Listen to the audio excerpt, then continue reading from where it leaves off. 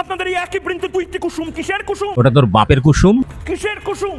ওটা তোর মায়ের কুসুম, কিসের কুসুম? তোর ঠাকুরদার কুসুম, কিসের কুসুম? তোর ঠাকুমা কুসুম, কিসের কুসুম? নিজে একটা কুসুম, কিসের কুসুম? তোর থেকে যেটা হবে সেটাও একটা কুসুম। তো বলছি এই সমস্ত বোকাচোদাগিরি ছেড়ে দিয়ে সাংবাদিকতা কর, না হলে রাস্তায় মলম বিক্রি কর, কারণ তোর যোগ্যতা নেই সাংবাদিকতা করার। এবং তুই বলছিস না যে বেরিয়ে যাও, সেকুলার যারা আছে, মানে সেকুলার মানে যারা সম্প্রীতির কথা বলে, যারা সংবিধানের কথা বলে, তাদেরকে তুই বলছিস দেশ ছেড়ে বেরিয়ে যেতে।